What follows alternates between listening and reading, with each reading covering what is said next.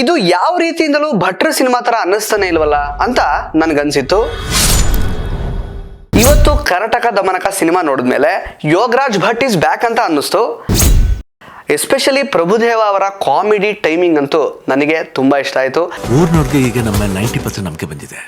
ನಂದಿಲ್ಲಿ love 90 degree ಆಗ್ಬಿಟ್ಟಿದೆ. But Shivanna at 61 actually Prabhudeva ಅವರ ಎನರ್ಜಿಯನ್ನ match ಮಾಡ್ತಾರೆ. ಪ್ರಭುದೇವ್ ಅವರು ಬಹಳ ಚೆನ್ನಾಗಿ ಕನ್ನಡ ಮಾತಾಡಿದ್ದಾರೆ. ಆಕ್ಚುಲಿ ಎಕ್ಸ್ಪೆಕ್ಟೇಷನ್ ಅನ್ನ ರೀಚ್ ಆಯ್ತಾ? ನಾವೇನ್ ಅನ್ಕೊಂಡು ಹೋಗಿದ್ವೋ ಅದು ಸಿನಿಮಾ ಥಿಯೇಟರ್ ಅಲ್ಲಿ ಸಿಕ್ತಾ? ಇದೆಲ್ಲದ್ರ ಬಗ್ಗೆ ನೀವು ತಿಳ್ಕೊಳ್ಬೇಕು ಅಂತಂದ್ರೆ ಈ ವಿಡಿಯೋನ ನೀವು ಕಡೆ ತನಕ ನೋಡ್ಬೇಕು.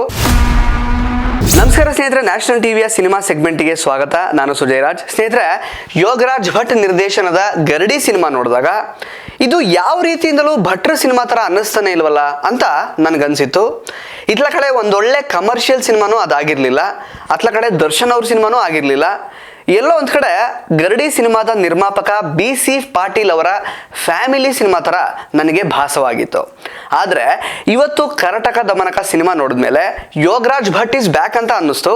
ಆದ್ರೆ ಈ ಸಿನಿಮಾ ಏನ್ ಎಕ್ಸ್ಪೆಕ್ಟೇಷನ್ ಅನ್ನ ಬಿಲ್ಡ್ ಮಾಡಿತ್ತಲ್ಲ, ಅಂದ್ರೆ ಶಿವಣ್ಣ ಮತ್ತು ಯೋಗರಾಜ್ ಭಟ್ಟರ ಮೊದಲನೇ ಕಾಂಬಿನೇಷನ್, ಮತ್ತೆ ಶಿವಣ್ಣ ಪ್ರಭುದೇವ ಯೋಗರಾಜ್ ಭಟ್ ಕಾಂಬಿನೇಷನ್ ಅನ್ನೋ ಕಾರಣಕ್ಕೆ ಏನೋ ಒಂದು ಎಕ್ಸ್ಪೆಕ್ಟೇಷನ್ ಅನ್ನ ಬಿಲ್ಡ್ ಮಾಡಿತ್ತಲ್ಲ, ಆ ಎಕ್ಸ್ಪೆಕ್ಟೇಷನ್ ಅನ್ನ ರೀಚ್ ಆಯ್ತಾ? ನಾವೇನ್ ಅನ್ಕೊಂಡು ಹೋಗಿದ್ವೋ ಅದು ಸಿನಿಮಾ ಥಿಯೇಟರ್ ಅಲ್ಲಿ ಸಿಕ್ತಾ?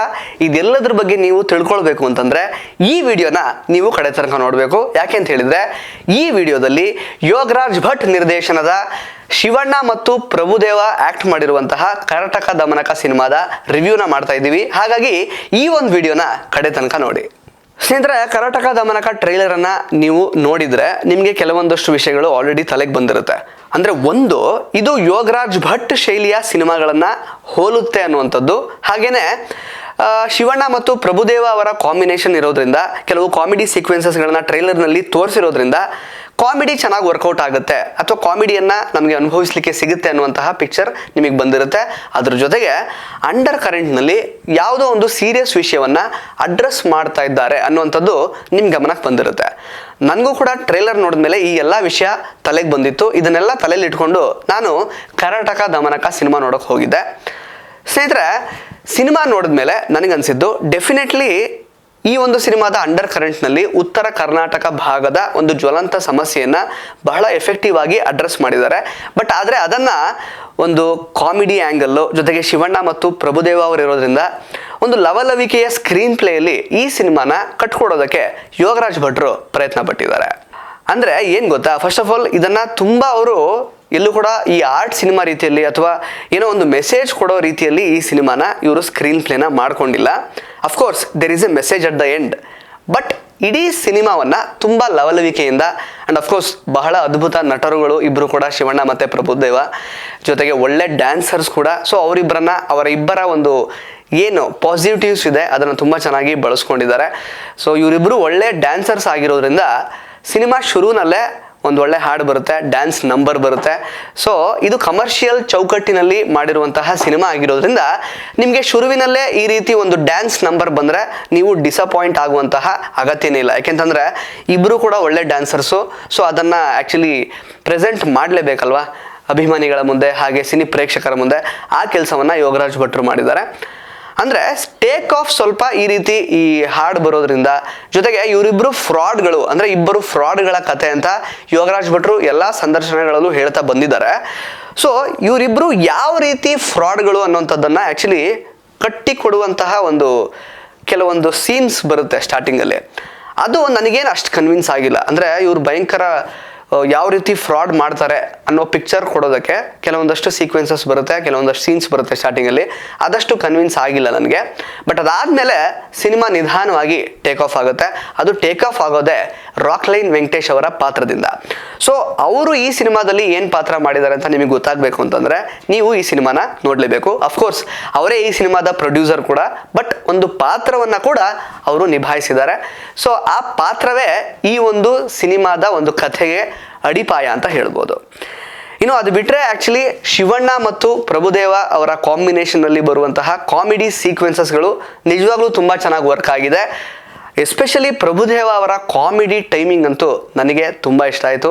ಅವರ ಹಳೆ ಸಿನಿಮಾಗಳು, ಅವರ ಹಳೆ ಕನ್ನಡ ಸಿನಿಮಾಗಳು ಏನು ಮಾಡಿದಾರಲ್ಲ ಪ್ರಭುದೇವ ಅವರು, 1, 2, 3 ಬೇರೆ ಬೇರೆ ಕಾಮಿಡಿ ಸಿನಿಮಾಗಳೆಲ್ಲ, ಅದೆಲ್ಲ ನನಗೆ ಜ್ಞಾಪಕ ಬಂತು. ಆ್ಯಂಡ್ ಅಫ್ಕೋರ್ಸ್ ಶಿವಣ್ಣ ಮತ್ತು ಪ್ರಭುದೇವ ಅವರ ಕಾಂಬಿನೇಷನ್ ನೋಡಿದಾಗ ನನಗೆ ಗಲಾಟೆ ಎಳಿಯಂದ್ರು, ಕೋದಂಡರಾಮ, ಈ ರೀತಿ ಸಿನಿಮಾಗಳೆಲ್ಲ ನನಗೆ ಜ್ಞಾಪಕ ಬಂದು. ಅಂದರೆ ಕಾಮಿಡಿ ಸೀಕ್ವೆನ್ಸಸ್ ನೋಡುವಾಗ ಆ ಸಿನಿಮಾಗಳು ನನಗೆ ತಲೆಗೆ ಬರ್ತಾ ಇದ್ವು.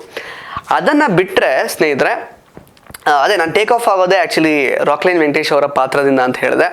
ಸೊ ಟೇಕ್ ಆಫ್ ಆದ ನಂತರ ಈ ಎರಡೂ ಪಾತ್ರಗಳು ಆ್ಯಕ್ಚುಲಿ ಯಾವುದೋ ಒಂದು ಟಾಸ್ಕನ್ನು ಅಕಂಪ್ಲಿಷ್ ಮಾಡೋದಕ್ಕೆ ಉತ್ತರ ಕರ್ನಾಟಕದ ನಂದಿಕೋಲೂರು ಗ್ರಾಮಕ್ಕೆ ಬಂದು ನಿಲ್ಲುತ್ತವೆ. ಸೊ ಅಲ್ಲಿ ಬಂದು ತಮ್ಮ ಏನು ಟಾಸ್ಕ್ ಕೊಟ್ಟಿರ್ತಾರಲ್ಲ ಆ ಟಾಸ್ಕನ್ನು ಅವರು ಕಂಪ್ಲೀಟ್ ಮಾಡ್ತಾರೆ.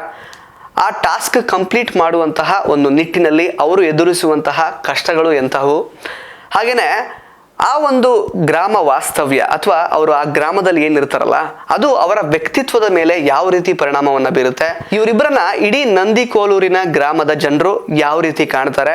ಸೊ ಅವರು ಆ ರೀತಿ ಕಾಣ್ತಾ ಇರೋದ್ರಿಂದ ಇವರು ತಮ್ಮ ಜೀವನದಲ್ಲಿ ಏನೆಲ್ಲ ಚೇಂಜಸನ್ನು ಮಾಡ್ಕೊಳ್ತಾರೆ. ಸೊ ಇದೆಲ್ಲವನ್ನು ಹೇಳುವಂತಹ ಒಂದು ಸಿನಿಮಾನೇ ಕರಟಕ ದಮನಕ. ಆ್ಯಂಡ್ ಅಫ್ಕೋರ್ಸ್ ಕರಟಕ ದಮನಕ ಅಂದ ತಕ್ಷಣ ನರಿಗಳು ಮತ್ತು ಫ್ರಾಡ್ಗಳು ಅಂತ ಆಲ್ರೆಡಿ ಯೋಗರಾಜ್ ಭಟ್ರು ಹೇಳಿರೋದ್ರಿಂದ ಇವರು ಬಹಳಷ್ಟು ಈ ರೀತಿ ಕೆಲವೊಂದಷ್ಟು ಟೆಕ್ನಿಕ್ಸ್ಗಳನ್ನು ಜನಗಳನ್ನು ಮಂಗ ಮಾಡೋದಕ್ಕೆ ಬಳಸ್ತಾ ಇರ್ತಾರೆ ಇಡೀ ಸಿನಿಮಾದಲ್ಲಿ. ಅದೆಲ್ಲವೂ ಕೂಡ ಒಂದೊಳ್ಳೆ ಕಚಗುಳಿಯನ್ನು ನಮಗೆ ಕೊಡ್ತಾ ಇರುತ್ತೆ. ಬಟ್ ಒನ್ಸ್ ಯಾವುದೋ ಒಂದು ಪಾಯಿಂಟಲ್ಲಿ ಇನ್ನೇನು ಇಂಟರ್ವಲ್ ಬ್ಲಾಕ್ ಬರಬೇಕು ಅಂತ ಹೇಳಿದಾಗ ಕಥೆ ಸೀರಿಯಸ್ ಆಗ್ತಾ ಹೋಗುತ್ತೆ.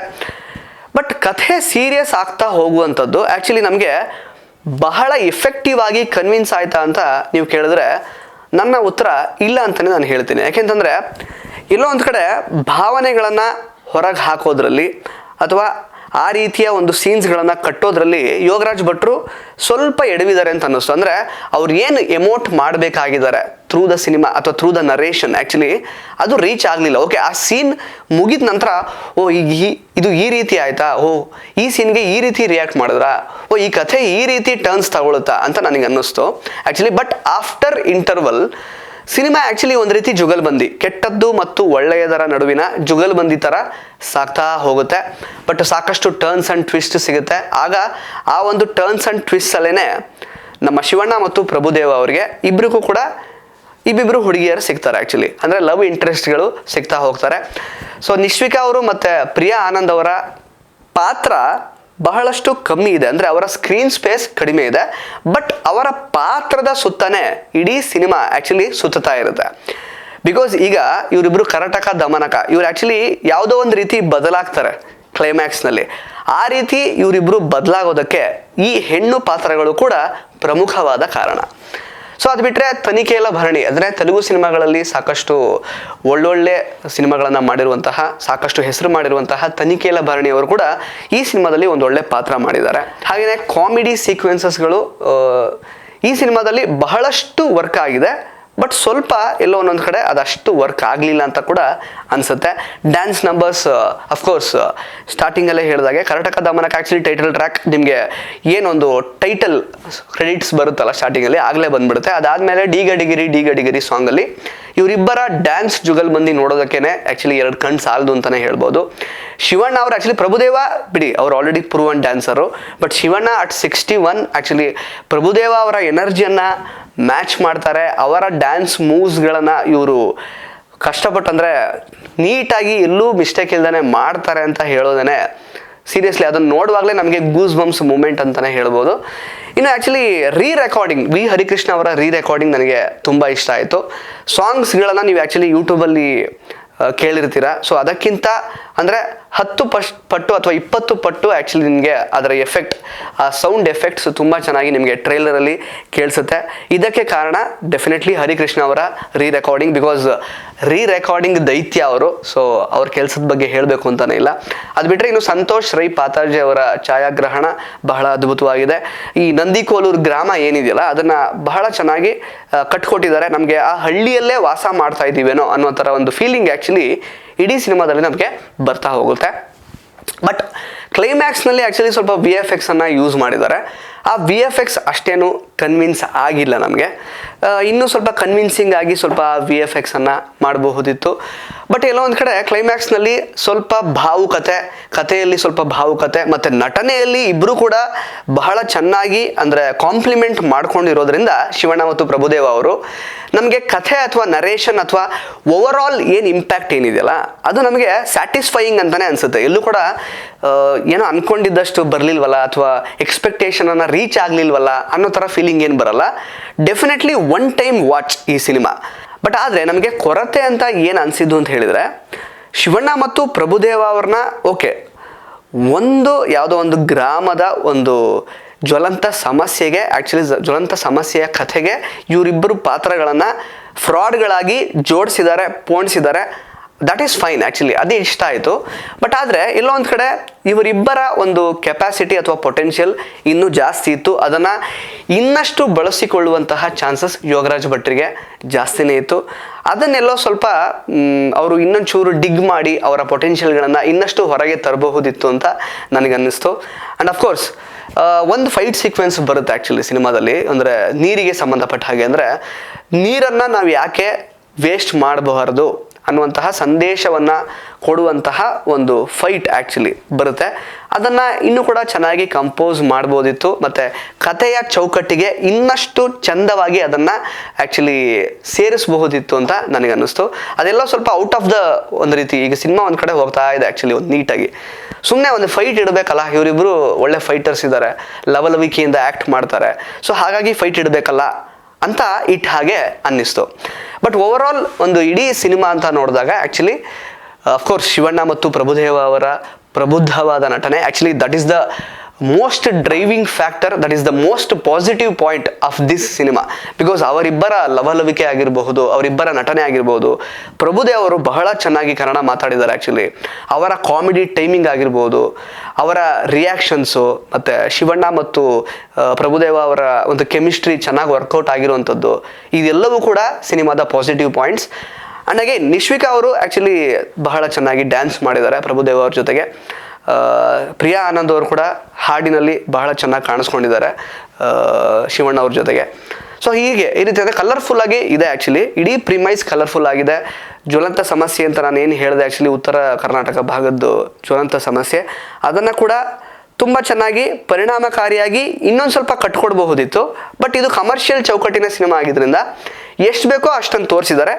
ಅಲ್ಲಿ ಏನು ಆ್ಯಕ್ಚುಲ್ ಮೆಸೇಜ್ ಏನಿದೆ ಅಥವಾ ಸಂದೇಶ ಏನಿದೆ ಅದನ್ನು ಸರಿಯಾಗಿ ದಾಟಿಸಿದ್ದಾರೆ. ಪ್ರೇಕ್ಷಕರಿಗೆ ಇದು ಅರ್ಥ ಆಗುತ್ತೆ ಆ್ಯಕ್ಚುಲಿ. ಅಂದರೆ ನಮ್ಮ ನೆಲವನ್ನು ನಾವು ಬಿಟ್ಟು ನಾವು ಎಲ್ಲೆಲ್ಗೋ ಹೋಗಿರ್ತೀವಿ ಆ್ಯಕ್ಚುಲಿ. ಈಗ ಫಾರ್ ಎಕ್ಸಾಂಪಲ್ ನಮ್ಮೂರಿಂದ ನಾನೀಗ ಬೆಂಗಳೂರಿಗೆ ಬಂದಿದ್ದೀನಿ. ಎಷ್ಟೊಂದು ಜನ ನಮ್ಮ ನೆಲೆಯನ್ನು ನಮ್ಮ ಹುಟ್ಟೂರನ್ನು ಬಿಟ್ಟು ಬದುಕನ್ನು ಕಟ್ಟಿಕೊಳ್ಳಬೇಕು ಅನ್ನುವಂತಹ ಉದ್ದೇಶದಿಂದ ಬೇರೆ ಬೇರೆ ಊರುಗಳಿಗೆ ನಾವು ಗುಳೆ ಹೋಗಿರ್ತೀವಿ. ಸೊ ಅಲ್ಲಿ ಬದುಕನ್ನು ಕಟ್ಟಿಕೊಳ್ಳುವಂತಹ ಒಂದು ಪ್ರಯತ್ನದಲ್ಲಿರ್ತೀವಿ. ಆಗ ಎಲ್ಲೋ ಒಂದು ಕಡೆ ನಮ್ಮ ಕಲ್ಚರನ್ನು, ನಮ್ಮ ಆಚಾರ ವಿಚಾರಗಳನ್ನು, ನಮ್ಮ ನೆಲದ ಸಂಸ್ಕೃತಿಯನ್ನು, ನಮ್ಮ ನೆಲವನ್ನು, ನಮ್ಮ ಪೂರ್ವಜರ ಒಂದು ವೃತ್ತಿಯನ್ನು ನಾವೆಲ್ಲೋ ಒಂದು ಕಡೆ ಮರೆತುಬಿಟ್ಟಿರ್ತೀವಿ. ಅದನ್ನು ನೆನಪಿಸುವಂತಹ ಒಂದು ಪ್ರಯತ್ನವನ್ನು ಕರ್ನಾಟಕ ದಮನಕ ಸಿನಿಮಾದಲ್ಲಿ ಯೋಗರಾಜ್ ಭಟ್ರು ಮಾಡಿದ್ದಾರೆ. ಸಾಕಷ್ಟು ವಿಷಯಗಳಲ್ಲಿ ಆ್ಯಕ್ಚುಲಿ ತುಂಬ ಉತ್ಕೃಷ್ಟ ಮಟ್ಟದ ಒಂದು ಸಿನಿಮಾ ಇದಾಗಬಹುದಿತ್ತು. But definitely one time watch ಅಂತ ನಾನು ಈ ಸಿನಿಮಾದ ಬಗ್ಗೆ ವಿಮರ್ಶೆ ಮಾಡಲಿಕ್ಕೆ ಇಷ್ಟಪಡ್ತೀನಿ. ಡೆಫಿನೆಟ್ಲಿ ಶಿವಣ್ಣ ಮತ್ತು ಪ್ರಭುದೇವ ಅವರ ಅಭಿಮಾನಿಗಳು ಮತ್ತು ಕನ್ನಡ ಸಿನಿಮಾ ಪ್ರೇಕ್ಷಕರು ಇಬ್ಬರು ಅದ್ಭುತವಾದಂತಹ ನಟರನ್ನು ಈ ಸಿನಿಮಾದಲ್ಲಿ ಕಣ್ಣು ತುಂಬಿಕೊಳ್ಳೋದಕ್ಕೆ ಈ ಸಿನಿಮಾನ ನೋಡಲೇಬೇಕು. ಆ್ಯಂಡ್ ಅಫ್ಕೋರ್ಸ್ ನಾನು ಆಗಲೇ ಹೇಳಿದಾಗೆ ಯೋಗರಾಜ್ ಭಟ್ರು ತಮ್ಮ ಶೈಲಿಯ ಸಿನಿಮಾವನ್ನು ಡೆಫಿನೆಟ್ಲಿ ಈ ಸಿನಿಮಾದಲ್ಲೂ ಮಾಡಿ ತೋರಿಸಿದ್ದಾರೆ. ಅವರು ಕೂಡ ಒಂದು ಪ್ರಮುಖವಾದ ಪಾತ್ರವನ್ನು ಮಾಡಿದ್ದಾರೆ. ಅದು ಎಲ್ಲೂ ಕೂಡ ಟ್ರೈಲರಲ್ಲಿ ರಿವೀಲ್ ಆಗಿಲ್ಲ. ನಿಮಗೆ ಸಿನಿಮಾದಲ್ಲಿ ಅವರನ್ನು ನೋಡಿದ ಮೇಲೆ ಸ್ವಲ್ಪ ಸರ್ಪ್ರೈಸ್ ಅಂತ ಅನಿಸುತ್ತೆ. ಸೊ ಆ ಸರ್ಪ್ರೈಸ್ ಹಾಗೆ ಇರಲಿ, ನಾನು ಅವರ ಪಾತ್ರದ ಬಗ್ಗೆ ಏನು ಹೇಳಲ್ಲ. ಇದಿಷ್ಟು ಕರ್ನಾಟಕ ದಮನಕ ಸಿನಿಮಾದ ವಿಮರ್ಶೆ ಆಗಿತ್ತು ಸ್ನೇಹಿತರೆ. ನಮ್ಮ ವಿಮರ್ಶೆ ನಿಮಗೆ ಇಷ್ಟ ಆಗಿದ್ರೆ ದಯವಿಟ್ಟು ನ್ಯಾಷನಲ್ ಟಿವಿಯನ್ನು ಸಬ್ಸ್ಕ್ರೈಬ್ ಮಾಡಿ. ಹಾಗೆಯೇ ಸಿನಿಮಾಗೆ ಸಂಬಂಧಪಟ್ಟಂತಹ ಎಲ್ಲ ವಿಷಯಗಳಿಗಾಗಿ ನ್ಯಾಷನಲ್ ಟಿವಿನ ಫಾಲೋ ಮಾಡ್ತಾ ಇರಿ. ಧನ್ಯವಾದಗಳು.